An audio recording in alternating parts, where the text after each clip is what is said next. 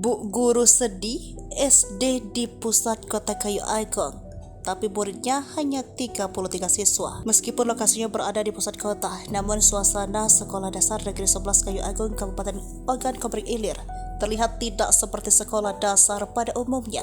Tidak terdengar riuh tawa anak-anak, padahal aktivitas belajar mengajar berjalan dengan normal. Sejauh mata memandang, dari bangunan kelas yang luas tersebut hanya diduduki oleh segelintir anak-anak dan terlihat sangat sepi. Saat ditemui Kepala SDN 11 Kayu Agung yang berada di Kelurahan Mangunjaya, Rahmawati melalui guru kelas, Ria Mawati, mengatakan keseluruhan siswa di sekolahnya hanya 33 orang saja, di mana jumlah itu sudah termasuk 2 siswa yang baru masuk kelas 1 pada tahun ajaran 2023. Saat memasuki ruangan kelas 3 berukuran sekitar 6 x 5 meter, hanya ada 3 bangku yang ditempati siswa yang ditatap berjauhan. 4 siswa yang terdiri dari 1 perempuan dan 3 laki-laki duduk saling berjauhan dengan jarak lebih dari 1 meter. Tak ada canda tawa, mereka lebih banyak diam. Bahkan menurut Rismawati, perasaan sangat sedih dirasakan ketika bersamaan saat kedua orang siswa berhalangan masuk sekolah. Dijelaskan jika kejadian minimnya jumlah siswa pendaftar tak hanya terjadi tahun ini. Hal ini bisa dilihat dari sejumlah siswa di masing-masing kelas yang tidak lebih dari 5 siswa. Rismawati menceritakan berbagai upaya telah dilakukan sekolah untuk bisa mendapat siswa yang lebih banyak, termasuk dengan cara mendatangi rumah warga satu persatu